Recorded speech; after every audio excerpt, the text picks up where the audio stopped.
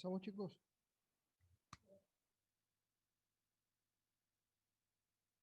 Contésteme a alguien si me escucha. Sí, profe, se escucha. Sí, se escucha. Se escucha.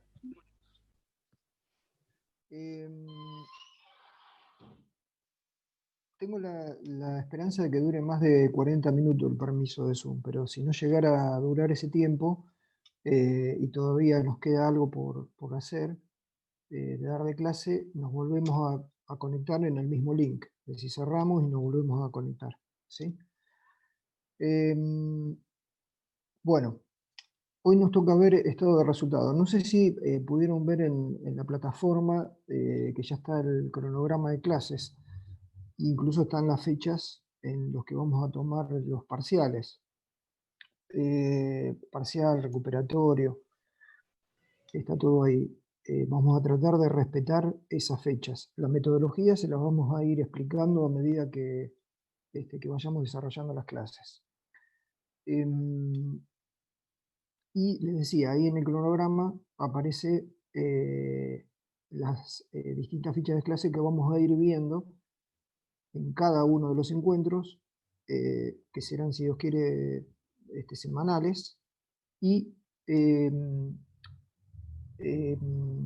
lo que vamos a ir haciendo es abriendo un foro en cada semana, es decir, las fichas de clase se van a ir cargando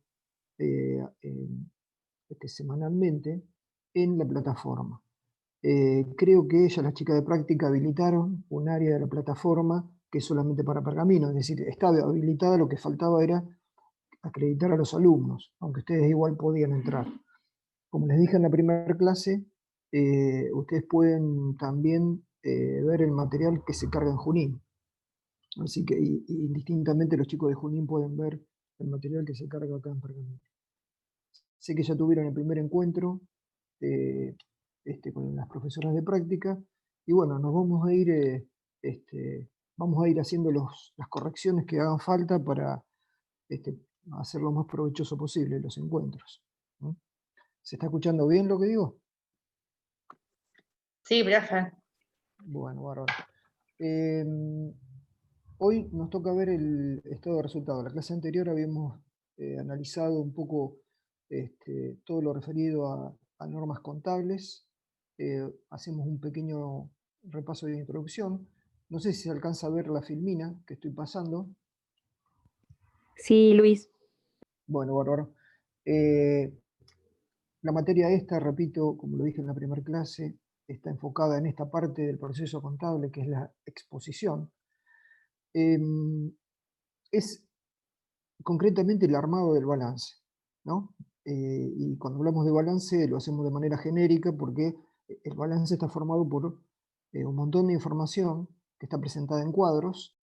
En realidad las normas contables hablan de estados y esos estados a su vez tienen información complementaria que se va agregando. Ustedes lo que van a aprender en esta materia es justamente armar esa información, hacer la exposición de toda la información que fueron procesando a través de la registración, la mayorización, el armado de la hoja de trabajo, la planilla de trabajo, el balance de composición de sumas y saldo, de comprobación de sumas y saldo, y a partir de esa información empezar a trabajar con la exposición, armando esos cuadros que son, en definitiva, los que van a consumir los distintos usuarios de la información contable, internos y externos.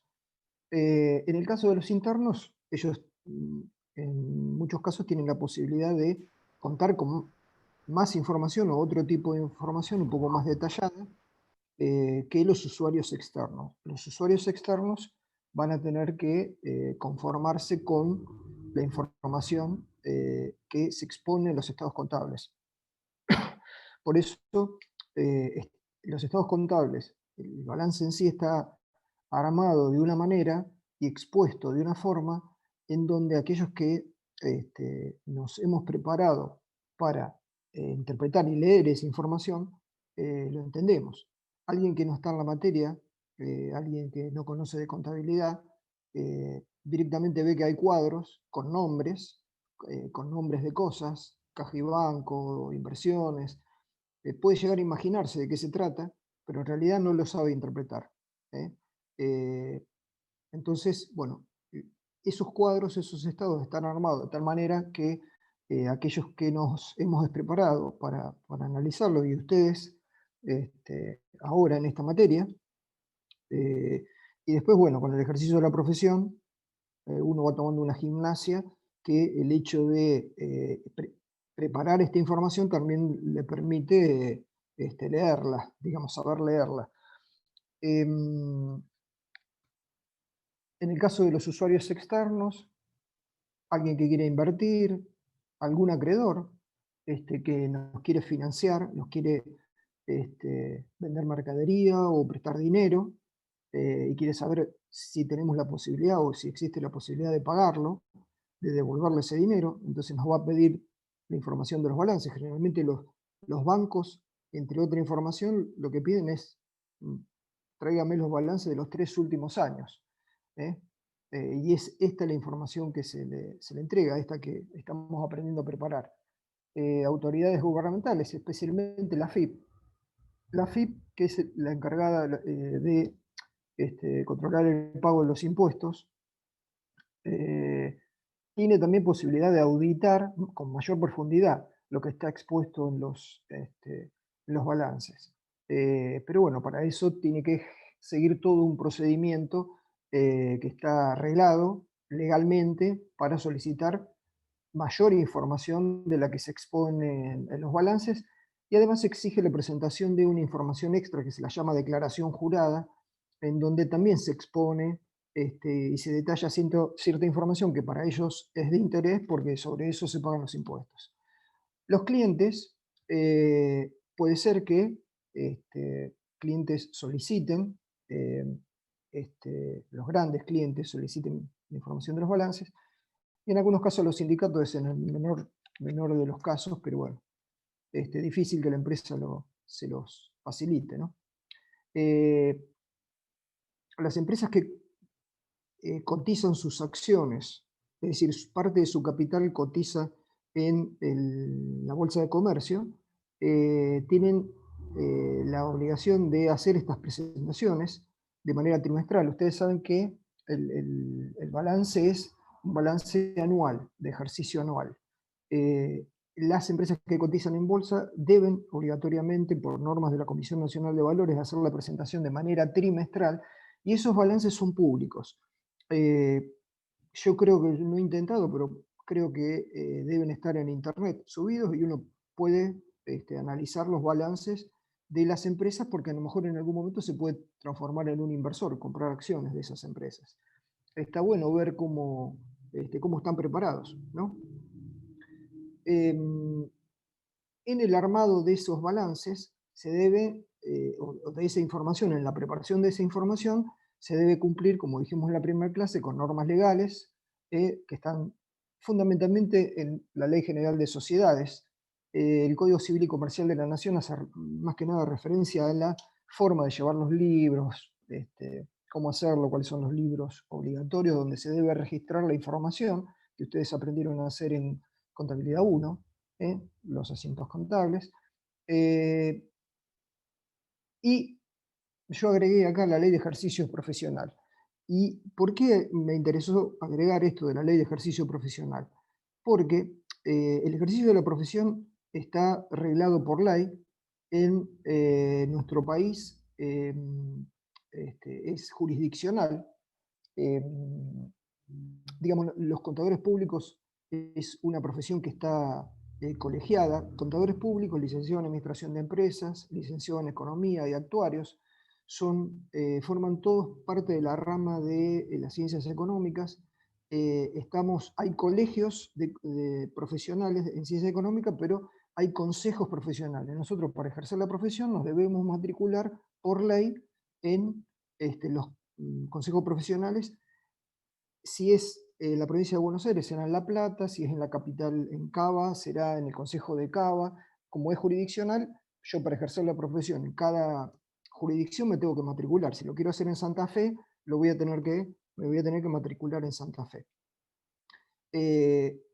Esas legislaciones provinciales del ejercicio de la profesión establecen que, yo lo pongo acá, en el caso de la provincia de Buenos Aires, la ley 10.620, una ley provincial, la ley 10.620, establece que ellos tienen la potestad de dictar normas técnicas que los profesionales deberemos, los matriculados, deberemos ajustarnos y cumplir con ellas.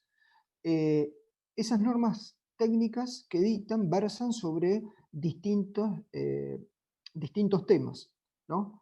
Pero también justamente sobre cómo debemos llevar adelante el ejercicio de la profesión de contador público, cómo debemos presentar los balances. Esas normas pueden estar relacionadas a una cuestión de la presentación de los estados contables, que se llaman resoluciones técnicas, ¿no?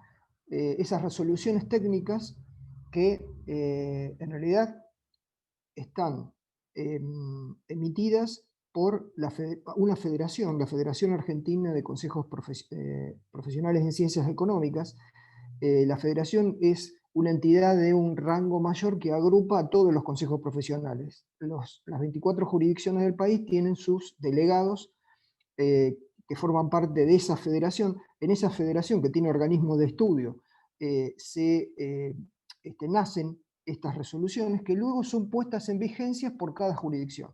Como le decía en la otra clase, esas resoluciones técnicas van a ser de cumplimiento obligatorio para los matriculados en la medida en que la jurisdicción la ponga en vigencia. No por el hecho de que la federación las haya dictado, nosotros tenemos que cumplirlas, sino que yo, que ejerzo la profesión en la provincia de Buenos Aires, tengo que respetar lo que la provincia de Buenos Aires dice respecto de la aplicación de esa resolución técnica.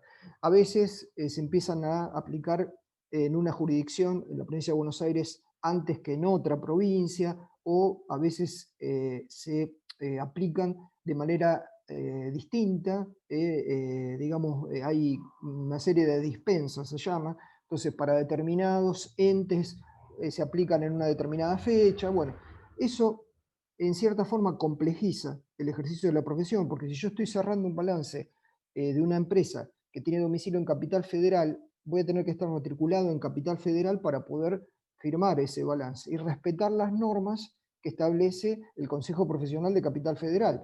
Seguramente van a tener una resolución técnica 6, por ejemplo, sobre ajuste por inflación, pero hay que ver de qué manera y en qué plazos se está aplicando allá y cómo se aplica en la provincia de Buenos Aires. Eso, les soy franco, es un cierto dolor de cabeza para los profesionales, porque no sería mucho mejor que esto fuera a nivel nacional, que el ejercicio de la profesión fuera a nivel nacional, y no tuviéramos que estar analizando a ver qué normas tenemos que aplicar, depende dónde vivamos o de qué domicilio tiene la empresa a la cual le vamos a firmar el balance o preparar el balance. Bueno, esas resoluciones técnicas, hay una resolución técnica importante, que es la resolución técnica 16, que es el marco conceptual de las normas contables. Es como la regla general de cómo tienen que ser las normas contables, cómo tiene que ser la información contable, qué requisitos deben cumplir. Yo ya no sé si tuvieron oportunidad, pero bueno, en la plataforma ya están subidas las resoluciones técnicas 16 y la 8 y la 9, que están referidas a cómo debe presentarse la información. La resolución 8 es normas de presentación en general, las normas de exposición en general. La resolución 9 es en particular para los entes con fines de lucro. Y después está la resolución técnica 11, que habla puntualmente de cómo deben presentar sus estados contables los entes sin fines de lucro, y la resolución técnica 24 puntualmente para las cooperativas. Existen otras resoluciones que, además de meterse con el tema de la exposición, es decir, de cómo debe presentarse, qué cuadros tengo que presentar, cómo tengo que presentar los cuadros, hay otras resoluciones que hablan de otra temática, pero también se meten con la exposición. o que influyen en cómo debe hacerse la exposición. Es el caso de no sé si lo tengo acá anotado, bueno, la resolución técnica 22, que habla de cómo deben exponer, no cómo deben exponer, sino que habla concretamente de los entes que están relacionados con la parte agropecuaria. Cómo tiene que ser el reconocimiento y medición de los resultados, y en cierta forma eso también afecta la manera en que debemos exponer la información. Porque, bueno, en el caso de los entes que están relacionados con la actividad agropecuaria, aparecen elementos, bienes concretos que no están presentes en otro tipo de, a pesar de que se siga a fines de lucro, no están presentes en otro tipo de entes, un comercio o una fábrica. ¿Por qué? Porque aparecen lo que se llaman los activos biológicos. Va a haber, es decir, son el cereal, la hacienda, bueno, va a haber una clase específica en donde vamos a analizar justamente este tipo de entes especiales, que tienen una forma de evaluar especial y además tienen una forma de exponer también especial. ¿Hasta acá me van escuchando? Sí, se escucha. Gracias. Sí, Bueno, se escucha. bueno, bárbaro. Como les decía, la resolución técnica 8 habla de las normas generales de exposición contable, la 9, normas particulares de exposición para entes comerciales, industriales y de servicio, la 11, normas particulares de exposición para entes sin fines de lucro, y la 24 para entes cooperativos. Es decir, si yo estoy cerrando el balance de una cooperativa, o tengo que firmar el balance, cuando yo hablo de que tengo que firmar el balance, significa de que siempre un contador que es independiente de la empresa tiene que auditar la información y emitir un informe de auditoría. Para que tenga valor esa información, que la pudo haber preparado el mismo contador u otro contador, esa información tiene que ir, el balance tiene que ir acompañado por un informe profesional o dictamen. Ese dictamen es el que firma solamente el profesional, el contador matriculado, y es el informe ese el que, junto con toda la documentación, con todo el balance, es el que se presenta a el consejo profesional, y el consejo lo que va a hacer es chequear que el profesional se haya respetado la manera de exponer la información, ¿no? Y además que el profesional sea un profesional matriculado, recibido como contador público, ¿no? Justamente se intenta que ninguno que no sea contador público firme un balance. Además, un balance y emita un informe sobre ese balance. No sé si se entiende. El profesional que audita el balance, ustedes van a tener una materia que es auditoría, que les va a explicar cómo van a analizar o cómo van a auditar cómo van a investigar, digamos, la información que preparó otro. En este caso, porque el balance lo prepara la empresa, ¿sí? Desde ya que va a participar un contador o alguien entendido como para hacerlo. Y después va a haber alguien, ese sí, contador, que lo va a auditar y lo va a firmar. Y va a firmar y va a emitir un informe sobre eso. Y va a decir que eso realmente se corresponde con la realidad de la empresa a esa fecha. Es decir, que ese estado patrimonial que está presentando son los bienes, derechos y obligaciones que tenía la empresa el 31 de diciembre. Y que los resultados se condicen con los resultados obtenidos durante el periodo. Generalmente el contador lo que pone es que representa razonablemente la realidad de la empresa, porque el contador que audita no ha estado presente en cada una de las operaciones que ha hecho la empresa. Entonces, lo que está poniendo ahí en el informe es que, bueno, razonablemente representan la realidad de la empresa, y si él tiene algún tipo de objeción, y dice, a mí me parece que los bienes no están bien valuados, o no participé de la toma de inventario, bueno, lo tendrá que dejar reflejado en ese dictamen. Desde ya que el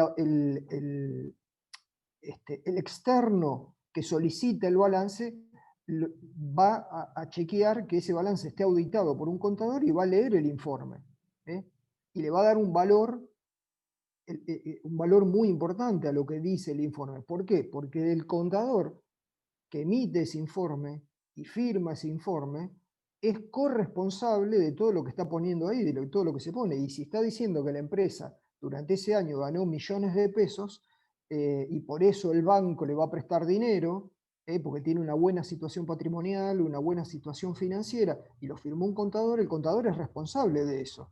Es más, si el balance ese es falso, el contador tiene una pena, es decir, es culpable de un delito penal y hasta puede ir preso, ¿sí? Por firmar un balance que es falso. Por eso la importancia que tiene el saber auditar un balance, porque, como yo les digo, uno no está adentro de la empresa, uno es un externo que firma y que le da valores, sería como el escribano, ¿no? Dice, esto está bien, yo lo tuve a la vista, representa la realidad de la empresa. Entonces, sigamos. Hay otra serie de normas que no hacen referencia concretamente a la parte de exposición y que están relacionadas con el reconocimiento y medición. Es decir, son otras resoluciones técnicas. Las más importantes, la resolución técnica 17 y 41, más importantes me refiero porque son las referidas a el reconocimiento y medición, es decir, cómo evaluar los bienes. La resolución técnica 17, ahora lo vamos a ver más adelante, creo que está acá, no, bueno. La resolución técnica 17 es de aplicación obligatoria para todos los entes que no son entes ni pequeños ni medianos. Esta normativa le da a los entes pequeños y medianos una serie de flexibilidades en relación a cómo debe presentarse la información, cómo debe evaluarse la información más que presentarse, cómo debe reconocerse los resultados y cómo deben medirse, cómo es su medición al inicio, en la incorporación de los bienes, durante la permanencia en el patrimonio, o su consumo, o cuando salen del patrimonio. Es decir, no es lo mismo un ente pequeño y un ente mediano que un ente que no es ni pequeño ni mediano. ¿Y cómo se mide si el ente es pequeño o es mediano? Bueno, depende de la actividad que realice, la actividad comercial, industrial, agropecuaria, y el nivel de facturación o de ventas que haya tenido en un determinado periodo. Entonces, eso se va modificando.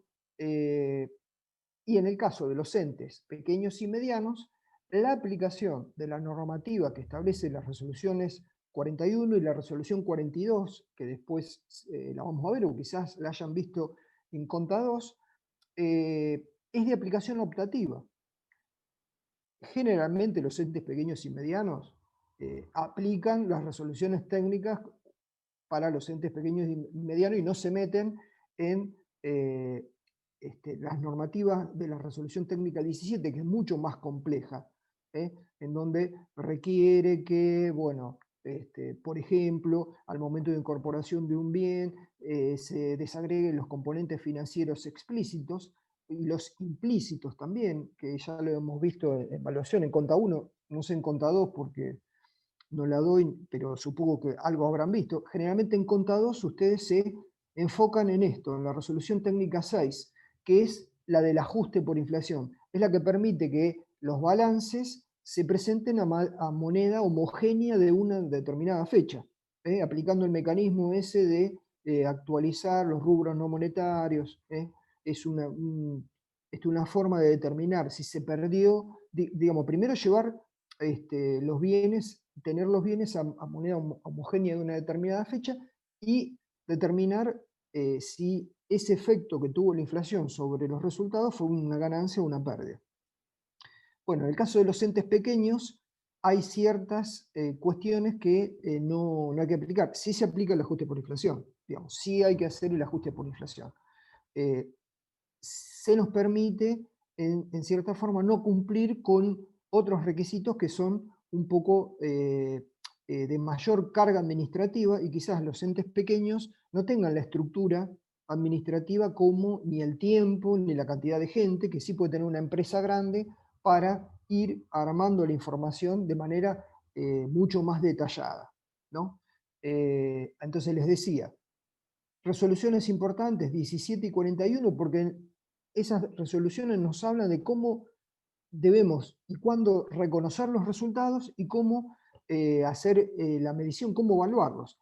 Si se va a aplicar costo de reposición, valor neto de realización, están establecidas en estas resoluciones. La resolución 6, como le dije, es el del ajuste por inflación. La resolución 1421 es específica para cuando uno hace inversiones que en otros entes, inversiones en otras empresas, que no son inversiones temporarias, que no son inversiones que hago especulativas por un plazo, corto plazo, excedentes financieros, en lugar de hacer un plazo fijo, no sé, compro acciones en la bolsa y porque yo sé que o espero que suban, entonces las vendo en el corto plazo. El valor patrimonial proporcional y el balance consolidado son para empresas que compran otras empresas y que tienen la intención de controlar a las otras empresas, es decir, de ser dueñas de las otras empresas. Entonces hay normas específicas de cómo debe presentarse la información para este tipo de entes que son controlantes de otros entes. Esa tenencia accionaria se evalúa lo que se llama el valor patrimonial proporcional y además debe presentarse como información complementaria los balances consolidados. Es decir, lo que hay que hacer es sumar como si fuera una sola empresa. Sumar toda la actividad de las dos empresas, todo el estado patrimonial y todo el estado de resultado de ambas empresas y la controlante exponer un solo balance. Eso se presenta como información complementaria. Y es ahí donde aparece lo que en la clase anterior habíamos visto como capital minoritario o participación de los accionistas minoritarios, que serían cuando uno no tiene el 100% del control, sino que además tiene otro socio. Entonces, cuando se presenta el balance consolidado, se suman todas las actividades y se deja aparte o se muestra aparte lo que le corresponde, ya sea en el estado patrimonial como en el estado de resultado, al capital minoritario. Eso también es un tema que se ve en esta materia, específicamente en el segundo cuatrimestre, balances consolidados. Y la resolución técnica 22 que habla de la actividad agropecuaria, una actividad muy específica, muy importante para nosotros que estamos en esta zona. No hay muchos contadores que conozcan al detalle cómo aplicar y cómo evaluar activos biológicos. Digamos, lo han estudiado, han ido a la facultad, pero bueno, no siempre se tiene, sí en esta zona, la posibilidad de trabajar con este tipo de entes, ¿no? Que tienen actividades agropecuarias, ganaderas, agrícola ganadera. Bueno, eso también se ve como en una parte de la materia, en el segundo cuatrimestre. Bueno, volvamos al tema de la exposición y al estado de resultado. Acuérdense que nosotros en el proceso contable se hacía toda la registración. Una vez que terminábamos la registración, lo que hacíamos era volcar todos los saldos de las cuentas, mayorizar y volcar todos los saldos de las cuentas en una planilla que era el balance de comprobación de sumas y saldos. Seguramente en la práctica ya algo deben haber empezado a trabajar. Es decir, nosotros llegábamos en Conta 1 hasta el balance de comprobación de sumas y saldos. En Conta 2 seguramente ustedes trabajaban con este balance de comprobación y lo que hacían era ajustar por inflación, llevar los rubros no monetarios a la fecha de cierre del balance, bueno, y determinar el RECPAN o el REI, el resultado de proporción a inflación. Ahora lo que vamos a hacer es, una vez que se ha hecho todo eso, lo que hay que hacer es presentarlo y exponerlo en el estado de situación patrimonial, que es lo que vimos en la clase pasada, y hoy vamos a ver el estado de resultado. Vamos a trabajar para armar el estado de resultado con esta parte de el balance de comprobación de sumas y saldo. Seguramente cuando yo llego al balance de comprobación de sumas y saldo, todavía me está faltando realizar el asiento de refundición. Acuérdense que el asiento de refundición era el asiento en donde nosotros dejábamos en cero todas las cuentas de resultado, positivo y negativo, y aparecía la cuenta resultado del ejercicio, que es una cuenta patrimonial. En este caso, nosotros trabajamos con las cuentas de resultado positivo y las cuentas de resultado negativo que nos van a permitir armar el estado de resultado. Con las cuentas patrimoniales armábamos el estado de situación patrimonial. Ese estado de situación patrimonial, acuérdense, se armaba utilizando rubros, lo vimos en la clase pasada, rubros en donde se agrupan cuentas homogéneas. Es importante que para poder llevar adelante la materia esta, sepan qué es cada cuenta. Es decir, hay cuentas que desde ya con un par de años en la facultad, viendo esto, no tienen dudas de qué se trata. Pero ahora les va a aparecer en el balance de sumas y saldo que se les dé una serie de cuentas que quizás les generen dudas. No sé, activos por impuestos diferidos. Yo no sé si en Conta 2 vieron impuesto diferido. ¿Alguien me dice? Sí. Bueno, activo, pasivo por impuesto diferido. Bueno, son cuentas que tienen que saber qué tipo de cuenta es, en qué rubro lo van a poner. Acuérdense que los rubros lo que hacen es agrupar cuentas homogéneas. Y cuando yo miro el estado patrimonial, lo que veo es bienes de cambio, ¿no? Pero si yo dentro de bienes de cambio meto algo que no es bien de cambio, ya estoy mostrando un saldo de bienes de cambio que no es correcto y estoy llevando a error a aquel que lo está leyendo, ¿sí? Además, fíjense que la presentación que tiene el estado de situación patrimonial está referido también a la parte financiera, porque fíjense que se empiezan a separar los rubros, y dentro de los rubros las cuentas, en si son corrientes o no corrientes. ¿Y qué significa que sean corrientes o no corrientes? Significa que si son corrientes, esto en el término de un año, desde la fecha en que se cerró este balance, se va a transformar en efectivo. Mientras que si son no corrientes, es que va a pasar más de 12 meses para que eso se transforme en efectivo. Y en los pasivos pasa exactamente lo mismo. Esa separación o esa clasificación de los rubros entre pasivos corrientes y pasivos no corrientes, también te muestra, en este caso, bueno, estas deudas las tengo que pagar en el curso de los 12 meses a partir del cierre de balance. En cambio, estas tengo mucho más plazo para hacerlo. Ahora, de la primera mirada yo puedo ver si tengo cantidad de activos corrientes que me permitan cubrir los pasivos corrientes. Y si esto no es así, voy a tener es decir, el que lee esto ya dice, este tiene un problema, porque si tiene poco activo corriente y tiene mucho pasivo corriente, bueno, está teniendo un problema. En cualquier momento financieramente va a quedar mal, digamos, ya está mal, ya no puede pagar lo que está venciendo, ¿sí? Hay una tercera parte o cuarta parte de esta materia de estados contables que es análisis de balance. En análisis de balance justamente lo que hacemos es interpretar la información que aparece expuesta en los cuadros estos, en el estado de situación patrimonial, el estado de resultado, evolución de patrimonio neto. Es muy interesante y el análisis de estados contables es lo que generalmente hacen los analistas de crédito de los bancos, en donde a partir del uso de ratios, índices, relaciones, activo corriente tanto, pasivo corriente tanto, bueno, este ya tiene un problema acá, no le está dando esta relación. Interpretan cómo está posicionada la empresa, cómo está frente a la situación en general. Entonces, esa parte la vemos en análisis de estados contables que se ve, es el último tema que se ve, creo que es el práctico 30, que vamos a ver. Bueno, acá lo que yo les quería poner, fíjense, es que en el estado de situación patrimonial aparece la cuenta de resultado del ejercicio. La cuenta de resultado del ejercicio es una cuenta patrimonial, no es una cuenta de resultado. Es una cuenta patrimonial que aparece luego de hacer el asiento de refundición, de anular a fin de año todas las cuentas de resultado positivo y negativo contra esta cuenta, que puede ser ganancia o pérdida, depende haya tenido más ingresos, más egresos que egresos o viceversa.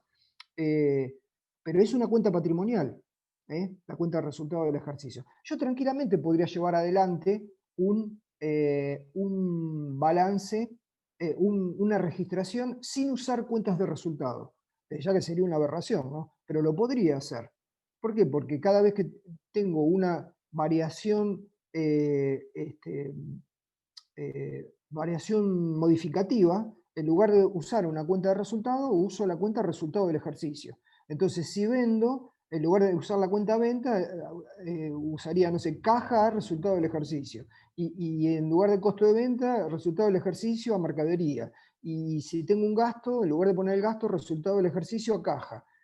Es decir, el resultado del ejercicio, cuando mayorice, llegaría al mismo resultado, mayorizando los ingresos y los ingresos. Lo que no podría saber es por qué tuve una ganancia o por qué tuve una pérdida. Justamente aparecen las cuentas de resultado y se muestran las cuentas de resultado en el estado de resultado para saber por qué gané o por qué perdí. Y para que los que leen el balance puedan saber por qué esta empresa ganó o por qué esta empresa perdió. Pero tranquilamente podría usar la cuenta de resultado del ejercicio. Sería una aberración, les digo.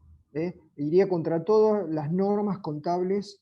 ¿Por qué? Porque justamente para tener una acabada información, la contabilidad nos brinda información sobre la situación patrimonial a una determinada fecha y cómo ha sido la evolución o el resultado que ha tenido en un año. La definición dice algo por el estilo, ¿sí? Nos estaría faltando esa parte de la definición. Vuelvo sobre la resolución técnica 16, es el marco conceptual de las normas contables profesionales, y aparece en la resolución técnica 16, nos menciona nos menciona el estado de resultado, en el punto 422, que son ingresos, que son gastos, que son ganancias, que son pérdidas. Entonces dice que los ingresos son los aumentos del patrimonio neto originado en la producción o venta de bienes, en la prestación de servicios u otros hechos que hacen a la actividad principal del ente. Acá es donde se nos genera una primera gran clasificación, que sería qué ingresos están relacionados con la actividad ordinaria y qué ingresos están relacionados con la actividad extraordinaria.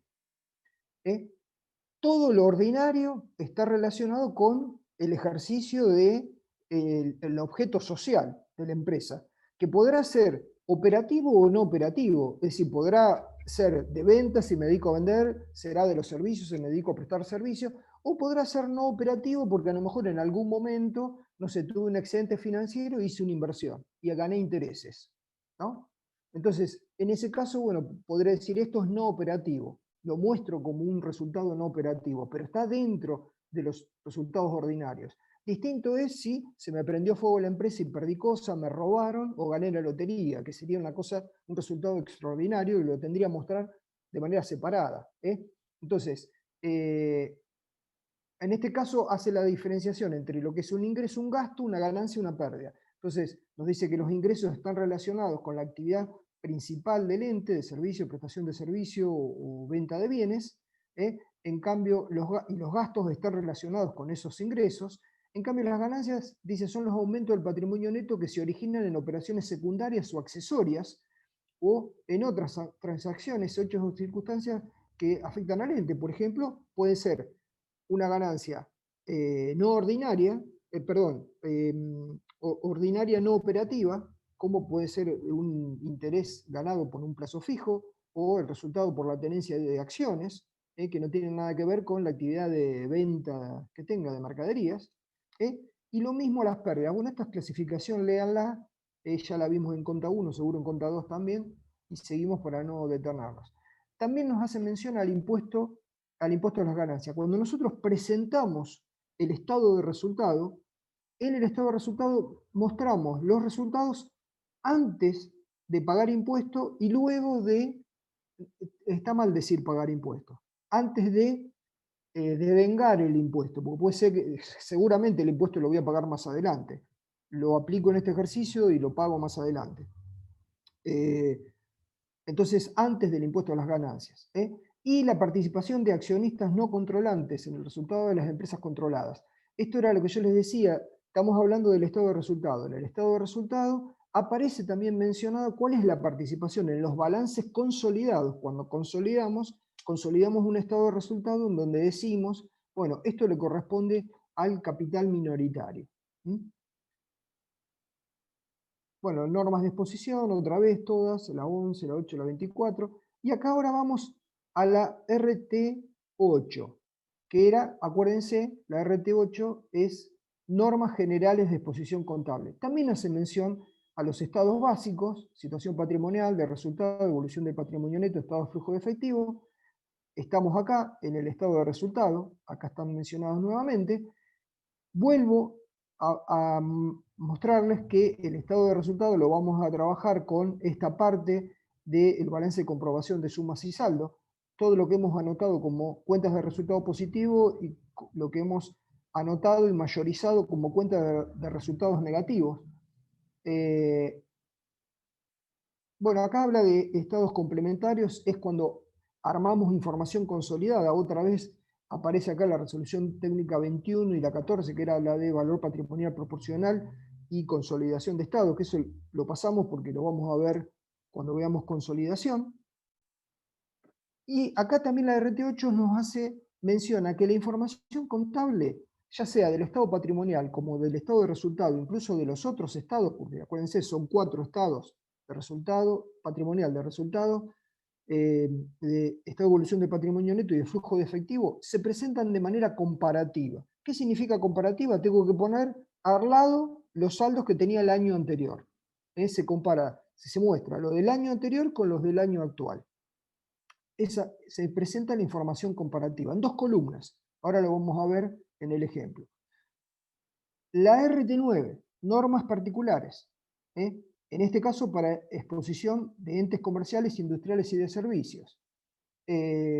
Bueno, la RT9 nos habla ya de los rubros para el caso del estado de situación patrimonial, caja y banco, inversiones, créditos, bienes de cambio, y nos va diciendo que cuentas están relacionadas porque tienen una característica homogénea a caja y banco, a inversiones, a créditos, a bienes de cambio, y es eso lo que yo tengo que ir reflejando en el estado de situación patrimonial, que es el que ya vimos, en el caso de los pasivos también, deudas. Acá habla de la participación de terceros sobre el patrimonio de sociedades controladas. Vuelvo a decirles, esto está relacionado con balances consolidados, que lo vamos a ver más adelante. Bueno, y acá yo les armé un pequeño, esto yo ya se los había mostrado en el balance, digamos, cuando hablamos del estado de situación patrimonial. Este es un estado de situación patrimonial, no sé si lo alcanzan a ver, se ve muy chiquito, pero bueno, después si en caso en la filmina lo agrandan y lo ven ustedes. ¿Pueden ver algo? Sí. ¿O se ve muy chico? Sí, sí, se ve. Sí, Luis, se ve. Ahí se agrandó un poquito más. Sí, ahí está mejor. Sí, ahí se ve mejor.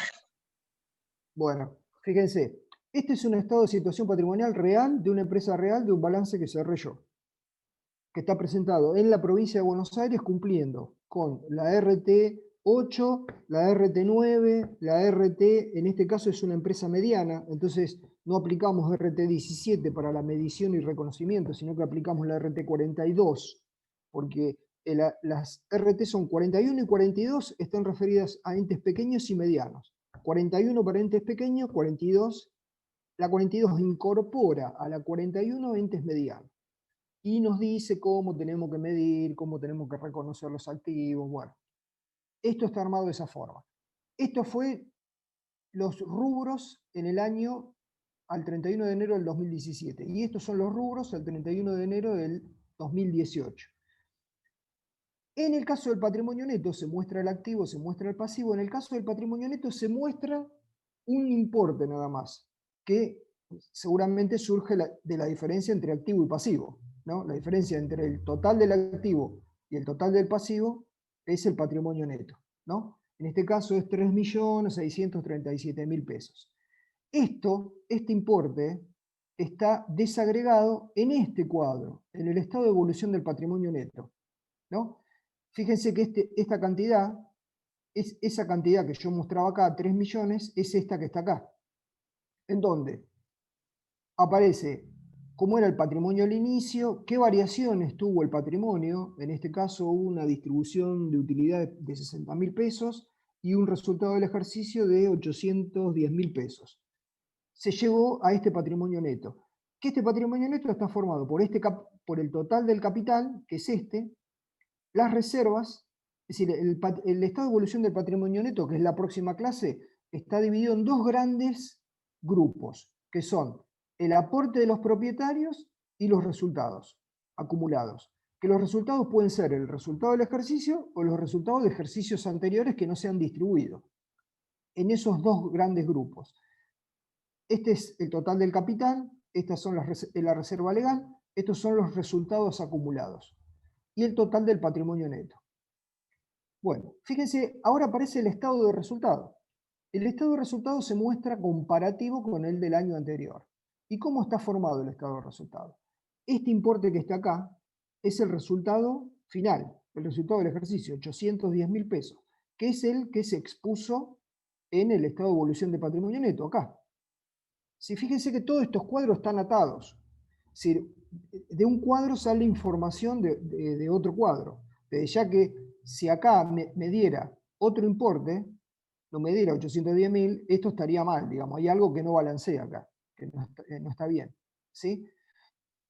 Y fíjense que acá tengo el importe de las ventas, el importe del costo de venta, un subtotal, y ahora les voy a explicar por qué acá no pongo utilidad bruta, sino que pongo subtotal. La utilidad bruta sería la diferencia entre las ventas y el costo de lo que vendí.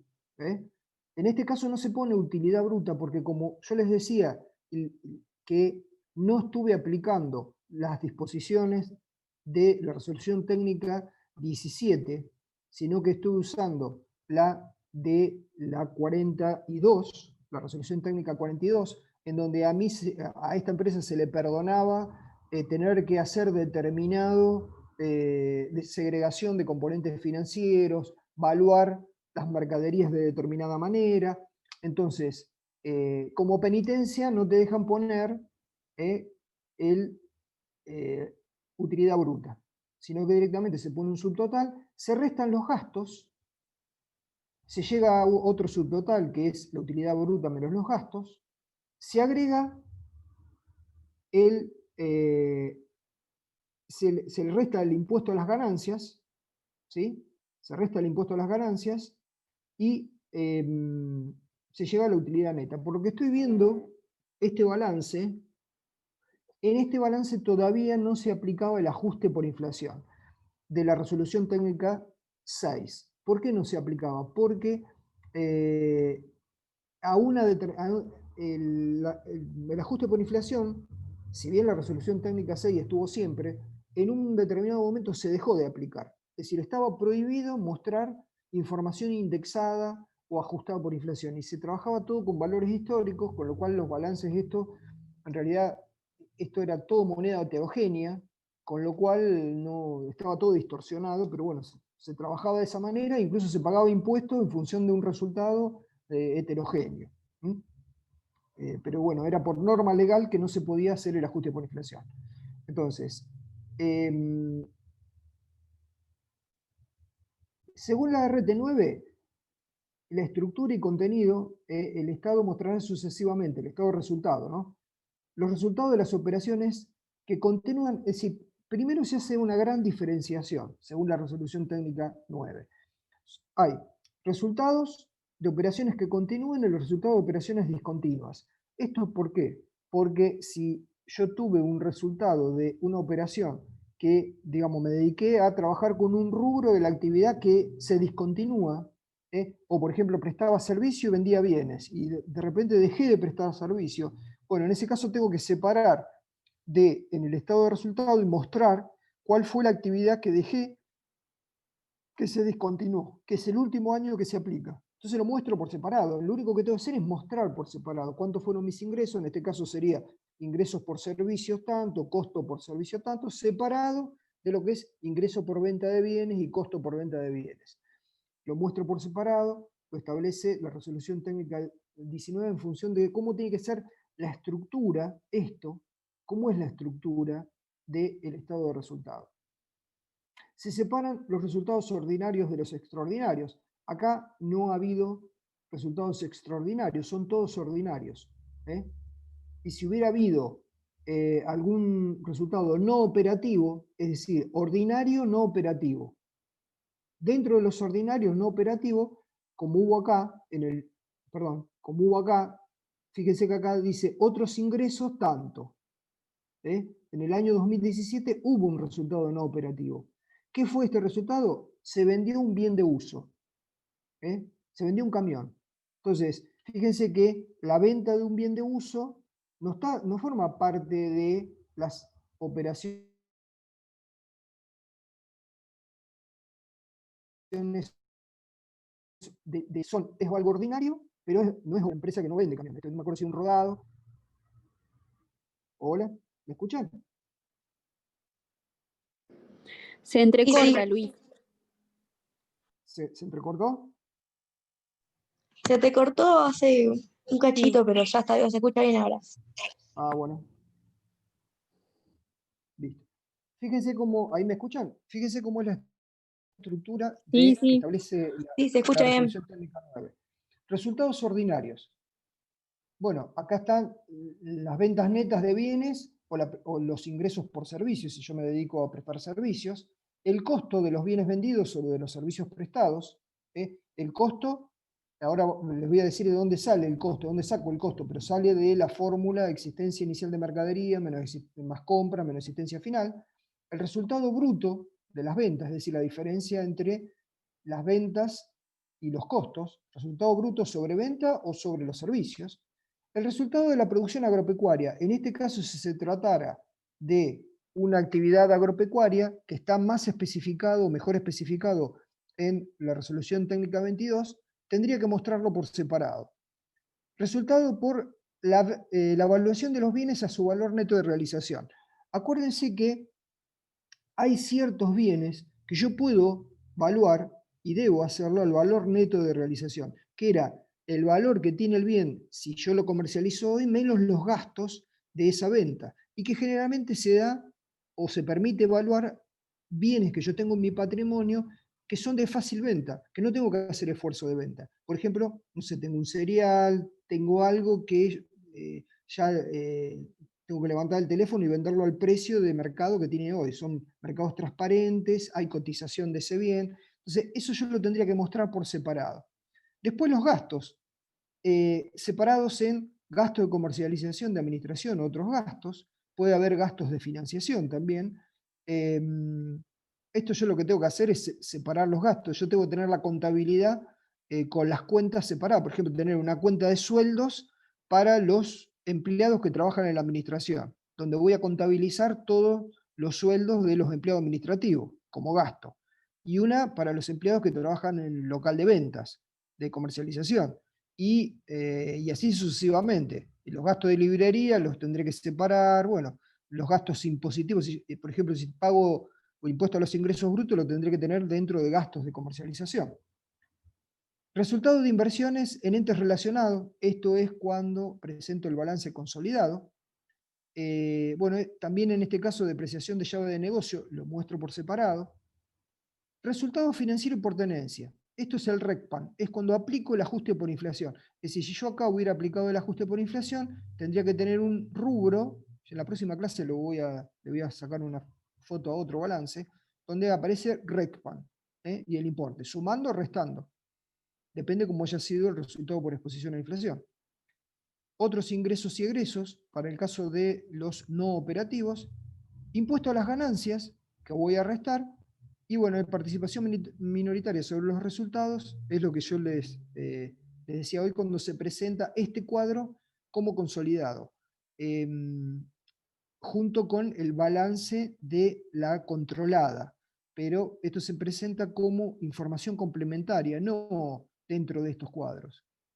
No dentro de esto, sino que se presenta como información complementaria, otra información aparte, se dice balance consolidado, de la empresa X que controla la empresa Z. Pero acá yo muestro el balance de la empresa X, el estado de resultado, patrimonial, y como información complementaria el consolidado. Como normas de medición, acuérdense, evaluación de bienes de cambio, es lo que yo les estuve explicando recién, acá esto de valores corrientes, valor neto de realización. Bueno, siempre la contabilidad intenta que nuestro patrimonio esté evaluado a valores corrientes, por eso cuando hay bienes de fácil comercialización se pueden evaluar al valor neto de realización. Otros activos se evalúan al costo de reposición, pero esto ya es más un tema de evaluación. A ustedes se les va a pedir que armen los cuadros, no que evalúen los bienes. Eso ya lo tendrían que haber visto en Conta 1 y Conta 2. Y acá, bueno, acá está todo relacionado, es el mismo balance, todo relacionado con todos los cuadros. El estado, acá el patrimonio neto, que está relacionado con el patrimonio neto, el estado de resultado, que está relacionado con el estado de resultado, los gastos que se van a mostrar en este cuadro, en el cuadro 1 se llama, o anexo 2, en donde se pone el detalle de todas las cuentas de gastos, están separadas en comercialización, administración y financiación. Estas son las del año anterior, estas son las del año, y bueno, y se separan. Gasto de comercialización, 7 millones de pesos, es lo que figura acá. Gasto de administración, no lo veo bien, pero bueno, es el que figura acá, y el gasto de financiación. Es decir, esto que acá está en forma resumida en el estado de resultado, se detalla en el cuadro de gastos. Este cuadro no solamente hay que presentarlo porque lo está pidiendo así las normas contables, sino que también la ley de sociedades comerciales, por eso se llama cuadro 1, la ley de sociedades comerciales exige que las sociedades presenten un detalle de todos los gastos. Entonces con esto se estaría cumpliendo con las normas contables de las resoluciones técnicas 8 y 9, en donde se detallan los gastos, y también con lo que exige la ley de sociedades. Y después habíamos visto acá, el costo de venta. Bueno, las ventas surgen de la cuenta ventas, de la mayorización de la cuenta ventas. Ahora, el costo de venta, ¿se acuerdan que sale del asiento que hacemos de costo de venta, cierre del ejercicio? Ese asiento se replica en un anexo, que es el anexo de costo de venta, en donde yo parto de la existencia inicial de mercadería, las compras de mercaderías que se hicieron y la existencia final de mercadería. Eso me da por diferencia el costo de venta. Esta flechita que está acá, de existencia final de mercadería, está ahí porque debe coincidir con lo que yo estoy poniendo acá de existencia final de mercaderías. Es decir, para mí los bienes de cambio al cierre del ejercicio son 4.364.000. Y los bienes de cambio al inicio del ejercicio, es decir, al cierre del ejercicio anterior, son 2.480.000. Entonces fíjense que si esto estuviera bien, no estuviera equivocado, acá debería estar 2.480.000 y acá debería estar los 4 millones y pico, que por diferencia dan el costo de venta. Entonces, este costo de venta es lo que yo estoy restando del cuadro de resultado. En el cuadro del estado de resultado, entonces estaría poniendo las ventas, el costo de venta que sale del anexo, por eso dice acá anexo 3 o anexo 2, no sé, no lo leo bien. Todos los gastos que están en el anexo 2, este sería el anexo 3. Todos los gastos que están en el anexo 2, y en este caso, en este balance, el anexo 1, que está acá, es el anexo de bienes de uso, que yo acá no lo copié, está en la filmina anterior, pero bueno, este anexo es el que creo que estuvieron viendo en la clase de práctica, o bien sé que la profesora Anabela Martínez subió un pequeño esquema explicado de cómo es el anexo, cómo se arma el anexo de bienes de uso, con todos los bienes de uso. Es decir, este balance tiene, me estaría faltando acá el estado de flujo de efectivos, o estado de origen y aplicación de fondos, así se llama, para completar todo el balance. Son 4 estados: el estado patrimonial, el estado de evolución del patrimonio neto, el estado de resultado. Me faltaría el estado de flujo de efectivo, que no lo copié, y que es algo que van a aprender a hacer en el segundo cuatrimestre, en la segunda parte de la materia. El cuadro, el anexo 1, que es el anexo de bienes de uso, que no está, el anexo 2, que es el anexo de gastos, y el anexo 3, que es el anexo de costo.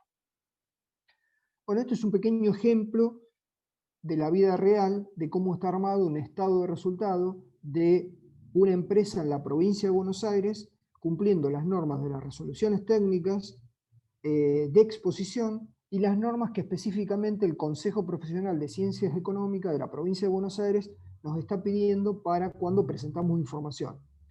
Esto se acompaña además con el dictamen que yo les decía, es un escrito, que eso lo van a aprender a hacer en la materia auditoría. Ese escrito es el que hace referencia a el contador, que es preparó esta información, digamos que auditó esta información, está dejando plasmado en ese dictamen que entiende que esa información está explicando, si es justamente una representación cabal y aproximada de la realidad de la empresa.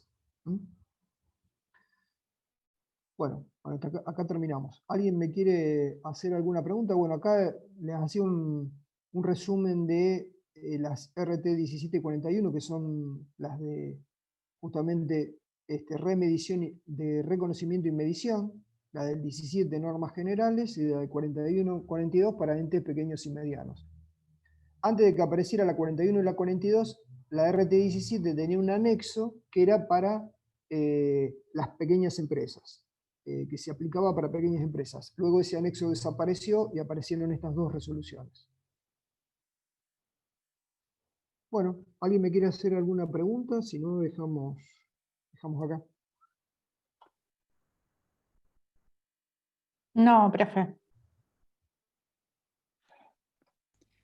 Bueno, acuérdense que vamos a habilitar el foro, creo que ya está habilitado ahí en la plataforma, para que, bueno, si me quieren hacer las preguntas a partir del foro, todo lo que sea de teoría, espectacular, yo lo contesto. Lo de práctica, pregúntenselo a la chica de práctica, porque ellas son, a las profes de práctica, porque ellas son las que manejan los prácticos. Yo en realidad me los acuerdo, los tengo a la vista, pero ya tendría, para casos puntuales, ya me tengo que poner a analizarlo al práctico. Ellas lo tienen más fresco que yo. Ok. ¿Listo? Listo. Bueno. Listo, gracias Luis, nos vemos. Gracias, Gracias, profe. profe. Adiós. Gracias, Chao, profe. gracias. Chao. Nos vemos.